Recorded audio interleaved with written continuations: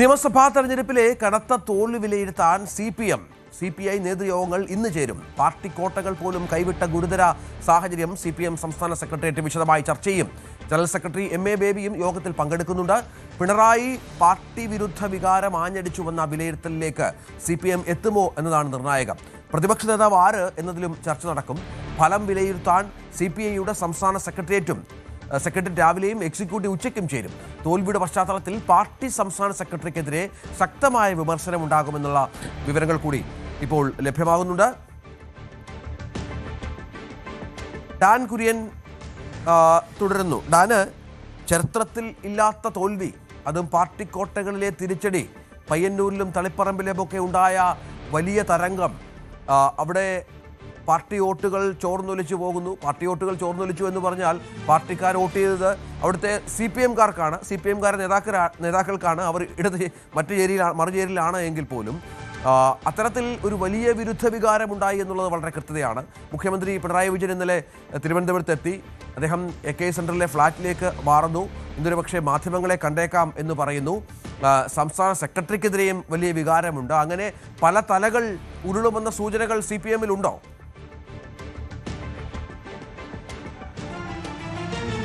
ഇഞ്ചോടിഞ്ച് പോരാട്ടം എന്ന പ്രചാരണ രംഗത്തെയും അതിനുശേഷത്തെ എക്സിറ്റ് പോൾ ഫലങ്ങളുടെയുമൊക്കെ വിലയിരുത്തലുകൾ അപ്പാടെ മാറ്റിക്കൊണ്ട് തകർന്നടിയുന്ന തരത്തിലേക്ക് CPMന്റെ പല കോട്ടകളും അങ്ങനെ മാറിയതാണ് നേതൃത്വത്തെ യഥാർത്ഥത്തിൽ ഞെട്ടിച്ചിരിക്കുന്നത്. ഇങ്ങനെയൊരു ജനവികാരം പാർട്ടിക്കും ഭരണകൂടത്തിനും എതിരായി ഇങ്ങനെയൊരു ജനവികാരം നിലനിൽക്കുന്ന കാര്യം എന്തുകൊണ്ട് നേരത്തെ മനസ്സിലാക്കി തിരുത്തലുകൾ വരുത്താൻ കഴിഞ്ഞില്ല നേതൃത്വത്തിന് എന്നതാണ് ഏറ്റവും വിമർശനാത്മകമായി പാർട്ടി ചർച്ച ചെയ്യാൻ പോകുന്ന കാര്യം. അതുകൊണ്ട് തന്നെയാണ് അവിടെ വലിയ തരത്തിൽ വിമർശനങ്ങൾ ഉയരാനുള്ള സാധ്യത ഏറുന്നത്. ഇവിടെ പ്രതിഫലിച്ചത് പിണറായി വിരുദ്ധതയാണോ അതോ പാർട്ടി വിരുദ്ധതയാണോ എന്ന കാര്യത്തിലൊക്കെ ഒരു വ്യക്തത ഉണ്ടാക്കേണ്ടി വരും. അതിന് വിശദമായ ചർച്ചകൾ വേണ്ടി വരും. ഏറ്റവും പ്രധാനപ്പെട്ട കാര്യം CPM നേതാക്കളുടെ ഭാഗത്തുനിന്ന് ലഭിക്കുന്ന വിവരങ്ങൾ അനുസരിച്ച് പാർട്ടി കേഡർമാർ തന്നെയാണ് പാർട്ടി ഇത്തവണ ഇങ്ങനെയൊരു തിരിച്ചടി നൽകിക്കൊണ്ട് ഒരു തിരുത്തലിനുള്ള വഴിയൊരുക്കുന്നത് എന്ന വിലയിരുത്തലിലേക്ക് CPM നേതൃത്വം തന്നെ എത്തുന്നു എന്നതാണ്. അങ്ങനെയെങ്കിൽ ഈ ഒരു തിരുത്തൽ നടപടികളുടെ ഭാഗമായി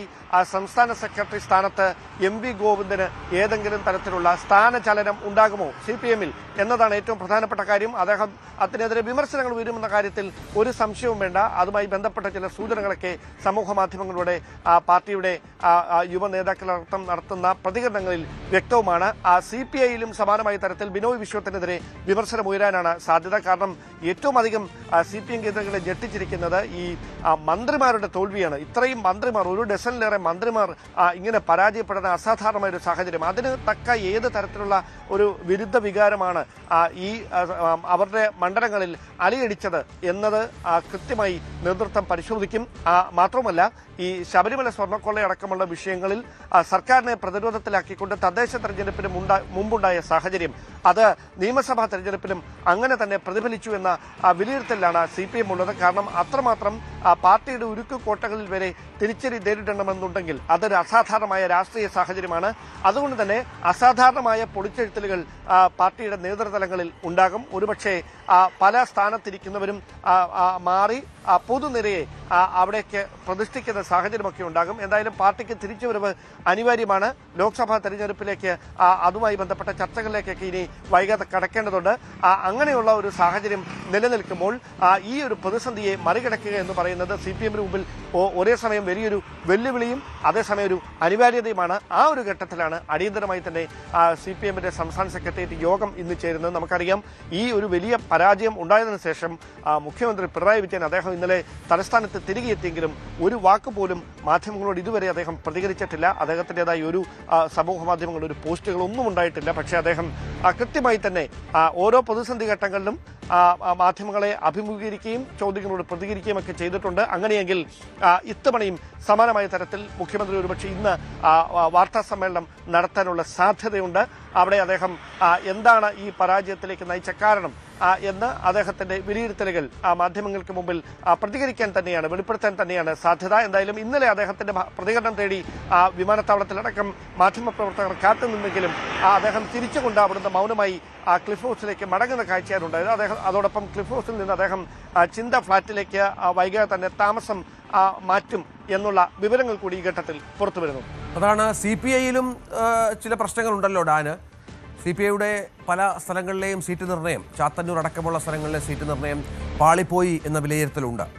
അടൂരിൽ നേരത്തെ പറഞ്ഞ പോലെ അവർ തോറ്റു, അവരുടെ സിറ്റിംഗ് സീറ്റായിരുന്നു, സീറ്റ് എണ്ണം കുറഞ്ഞു. അവിടെയും ചില തിരുത്തലുകൾക്ക് സാധ്യത ഉണ്ടോ?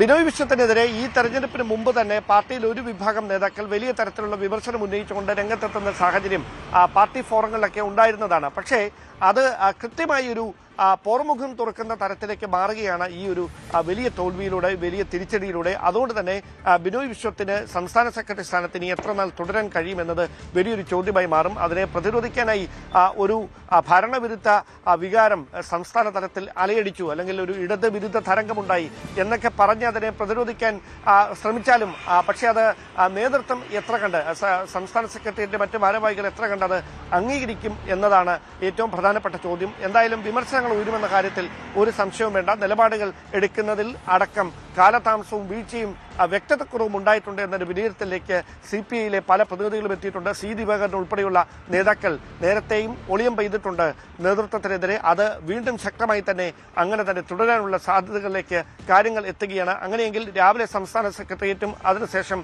ഉച്ചയ്ക്ക് ശേഷം സംസ്ഥാന എക്സിക്യൂട്ടീവുമാണ് യോഗം ചേരുന്നത്. അവിടെ ഏത് തരത്തിൽ തിരുത്തലുകൾ വേണം, അല്ലെങ്കിൽ ഇപ്പോഴുണ്ടായ ഈ വലിയ പരാജയങ്ങളുടെ കാരണം എന്താണ്, സ്ഥാനാർത്ഥി നിർണ്ണയത്തിൽ പിഴവ് സംഭവിച്ചോ, ഇതടക്കമുള്ള കാര്യങ്ങളിൽ വിശദമായ ചർച്ചകൾ ഉണ്ടാകുമെന്നാണ് മനസ്സിലാക്കാൻ കഴിയുന്നത്. ഡാൻ കുര്യനാണ് വിവരങ്ങൾ പങ്കുവച്ചുകൊണ്ടിരിക്കുന്നത്. ഇതിനിടെ RSPയുടെ സംസ്ഥാന സെക്രട്ടേറിയറ്റ് യോഗം ഇന്ന് തിരുവനന്തപുരത്ത് ചേരുകയാണ്. ഷിബു ബേബി ജോണിനെ മന്ത്രിസഭയിൽ RSP പ്രതിനിധിയായി ഉൾപ്പെടുത്തണമെന്ന് ആവശ്യപ്പെടാൻ യോഗത്തിൽ തീരുമാനമുണ്ടാകും. ഷിബുവിന് പുറമെ ഉല്ലാസ് കോവൂർ, വിഷ്ണു മോഹൻ എന്നിവരാണ് വിജയിച്ച RSP സ്ഥാനാർത്ഥികൾ. MLA-മാർ 10 വർഷത്തെ ഇടവേളയ്ക്ക് ശേഷമാണ് RSPക്ക് നിയമസഭാ പ്രാതിനിധ്യം ലഭിക്കുന്നത് എന്നതും ആ പാർട്ടിയെ സംബന്ധിച്ചിടത്തോളം ഏറെ അഭിമാനകരമാണ്. കൂടുതൽ വാർത്തകൾക്ക് News 18 Keralam YouTube channel subscribe ചെയ്യുക.